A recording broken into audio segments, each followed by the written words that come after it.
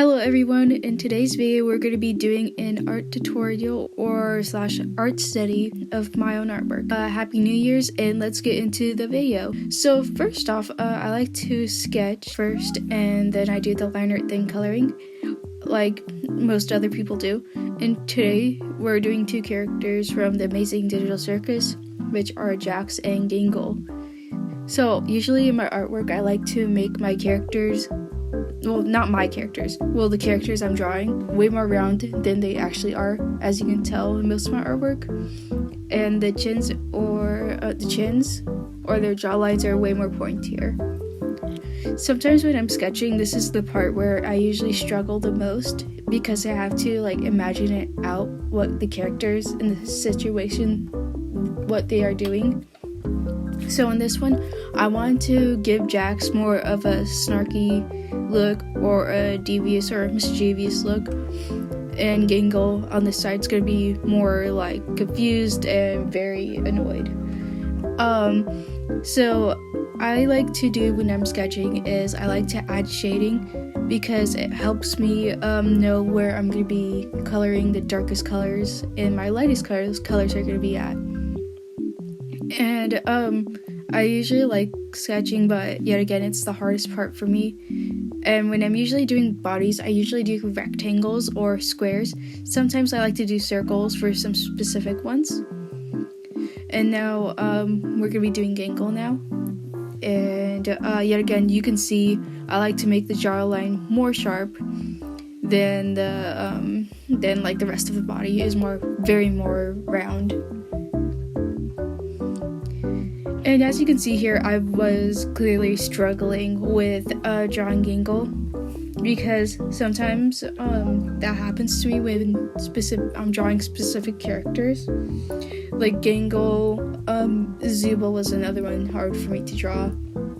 Or sometimes even when I'm drawing Dandy's World characters, when I was drawing Brightney, I kind of struggled with that a little bit too.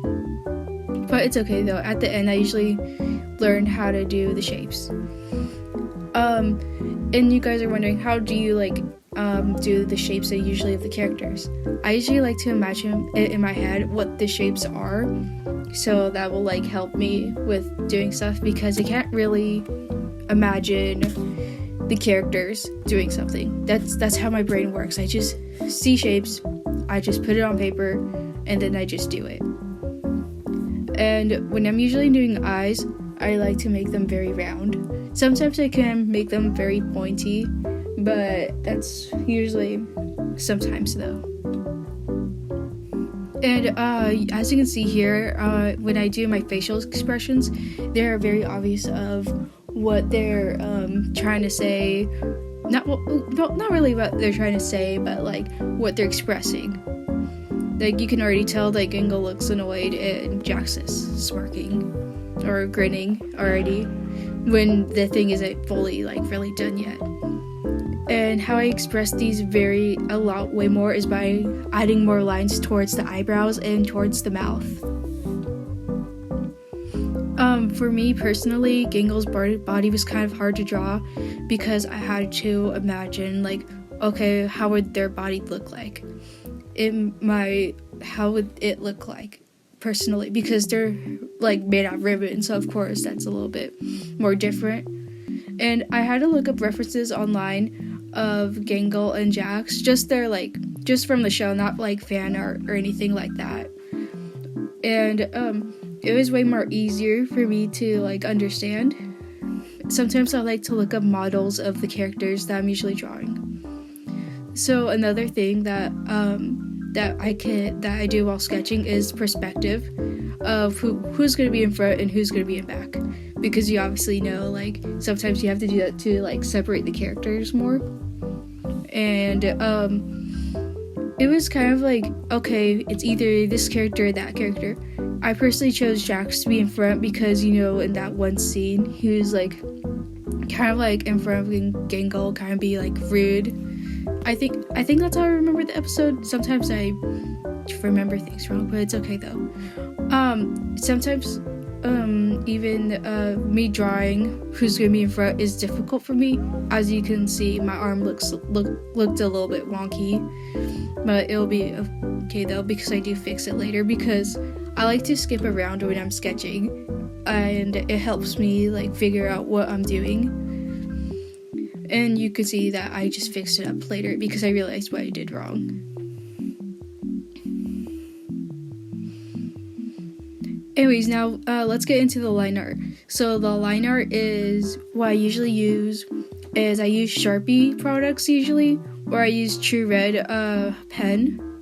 And I usually like to erase before I do the line art. Well, sometimes I barely erase it because so I can see it better. And you guys probably wondering why I just draw super hard, because yeah, again, it helps me know what I'm doing. And you can see here, I usually do the eyebrow first because that's the part that's gonna pop out a little bit more. And I usually like to color it in with pen. And yeah, sometimes I like to erase more, sometimes I like to erase less. But in the end though, I erase it all completely. Or usually, because sometimes I make mistakes and not erase it fully. Because we all do, because we're all human. But yeah. Yeah, and then I usually like to, yet again, kind of like skip around a little bit and just kind of like think to myself, okay, what am I going to be doing next? And for bigger parts of the eye, I usually like to color it in with a black Sharpie marker, because that would be like way less time of me having it to color in with pen. But sometimes there are exceptions though, like this eyeball, for instance, I used a pen. And then for the other eyeball, I'm going to probably use a Sharpie king-sized marker. And when I was doing Gangle's eyes, I was doing their eye bags, and I wanted to be very expressive that they're tired. Yeah. Anyways, you can see me now just about to the other eye. Sorry if I'm yapping a lot. It kind of feels awkward to be quiet. And yeah, you can see I'm just doing that. Just coloring it with the black Sharpie marker. Sometimes when I'm doing my art, I like to take breaks. I like to take around 2 to 3 breaks while I'm doing my artwork. Like sometimes I like to play on my phone for a little bit, because sometimes it's good to take mental breaks. Anyways, sorry, there's fireworks going on right now because I'm recording on the day of New Year's, of course. Such a smart idea for me, but yeah, it's whatever, but it'll be okay.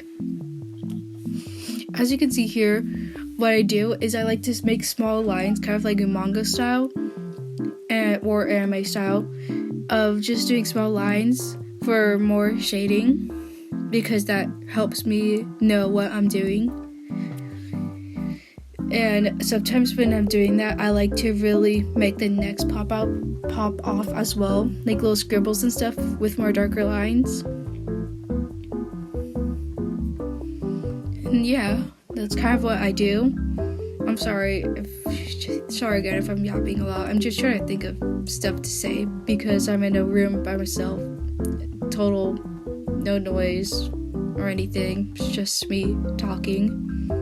Which is kind of weird to think about sometimes. Well, if you're like the viewer, you would like not think about that. But yeah, anyways, so you could see you have to have a steady hand sometimes when you're doing the line art, because I feel like that what makes the line art look really nice if you have a steady hand while doing it, which can take practice over time. That's how I usually do. I practice so much too now. My hand, whenever I'm drawing, is very steady, so it won't like go weird or bumpy or anything like that, or looks like somebody like made my hands wiggle or something. Sometimes when I'm doing the line art, for again the shading part, I like to add small spaces of white so I know which one is light to dark, especially on the Gangle's right sleeve.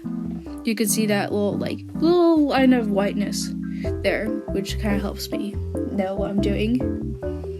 As you can see here, Gangle's arms look really awkward because I did mess up. But it's okay though, we'll fix it later. Sometimes when I'm doing my line art also, I like to do chicken scratch. You could see on Jax's arm mainly, because sometimes that's how I just do it sorry, you can hear the fireworks in the background. Okay, now they're done. Okay, anyways, as when I was talking, I like to use chicken scratch.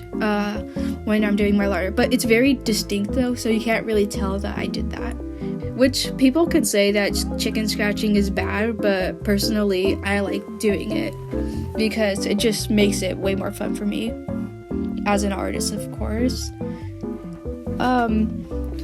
You can see again I'm doing the same thing with the shading, just kind of doing it manga style.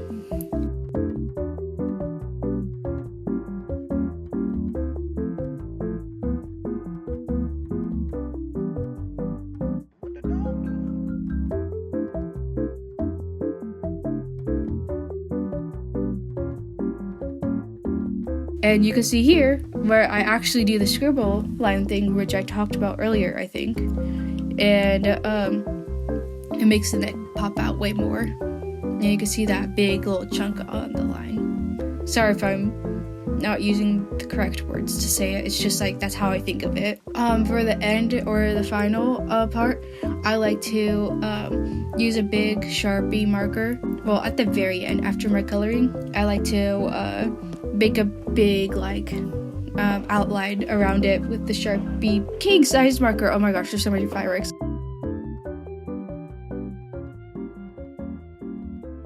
Anyways, for the coloring, I like to usually go light to dark to medium sometimes, or I like to go light, medium, then dark.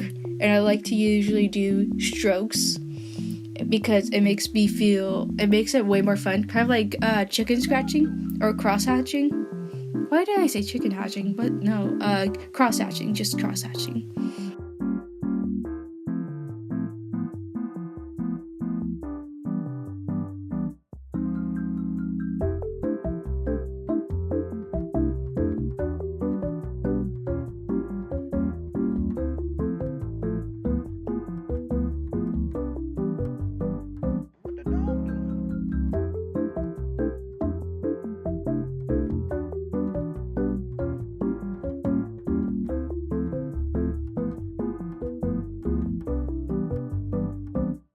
Sometimes I have to redo my line art because sometimes the pen or markers I use kind of just smudges it out.